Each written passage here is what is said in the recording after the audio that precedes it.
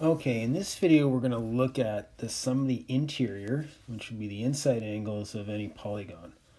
So I've got three polygons drawn here. So the first one here has four sides. Second one here has five sides. And this one here has got eight sides, I believe. So I got 3, 4, 5, and 8 sides. So I want you to think, how many triangles could I make from that four-sided figure?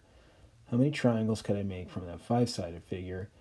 How many triangles could I make from that eight-sided figure? So to make the triangles, you're going to go from vertex to vertex, but you can't cross the line you make. For instance, I can do this, and I got two triangles. You might say, wait a minute, you can do 4 because now you can go here. Well, I can't do that, so I'm going to erase that because I can't cross the lines I make. So this one here, I can go like this, and I go down like this, and I can make 3 triangles. Again, you can't cross the lines that you already draw. So in this one, I could go like this, there's 1 triangle, I could go like that, there's 2, there's 3, there's 4, go like that. How many triangles did I get out of that? 1, 2, 3, 4, 5, 6 triangles. So, do we see a pattern? 4 sides, 2 triangles. 5 sides, 3 triangles. 8 sides, 6 triangles. There seems to be 2 less triangles than sides. So we know triangles, all the angles add up to 180. So in that 4-sided figure, so I'm going to go here, I can make 2 triangles, so 2 times 180 is 360. So that means these 4 angles inside that 4-sided figure are going to add up to 360. In the 5-sided figure, I got 3 triangles, so I go 3 times 180, and you get 540 degrees. So that means these 5 angles inside the 5-sided figure are going to add up to 540 degrees. Likewise with the 8-sided polygon that makes the 6 triangles, 6 times 180 is going to be 1080 degrees that those 8 angles will add up to. So you get a formula here. So n is your number of sides of your polygon. So your number of triangles is going to be n minus 2, because we just saw there was always 2 less, times 180. This is going to calculate what all the interior angles will add up to. So let's look here at this diagram.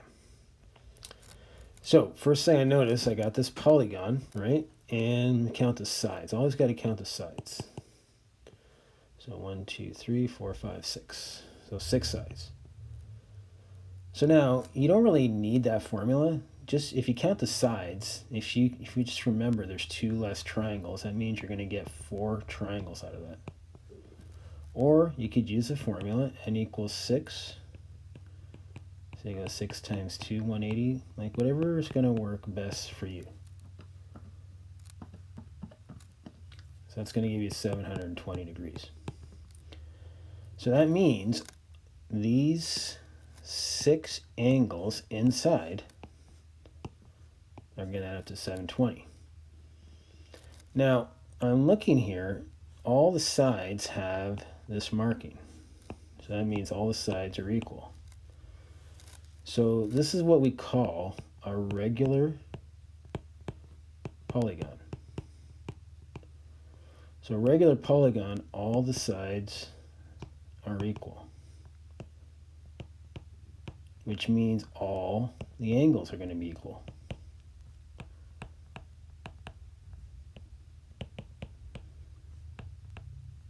But we want to calculate what all of those angles are. So because now we know it's regular, so again, if all the sides are equal by those markings, we refer to that as a regular polygon, which means all the sides are going to be of equal length, and all the angles are going to have the same degree measurement. Now, what you got to do, now we know that all 8 of them add up to 720. So if I take 720, because they're all equal, if I divide it by, and actually it's not all 8, that was 6 sides. So that's divided by 6. So that means all the angles are going to add up to 120. So all of these would be 120 degrees. If the polygon is not a regular polygon, then you would have to take what all the angles add up to, so after you do your triangle formula, if you want to call it that, and subtract the angles that you do know. When you do know they're going to be equal, like this one we knew was going to be a regular polygon because of the markings, it was 6 sides, which means 6 angles, then I could evenly divide up that sum of 720 by 6.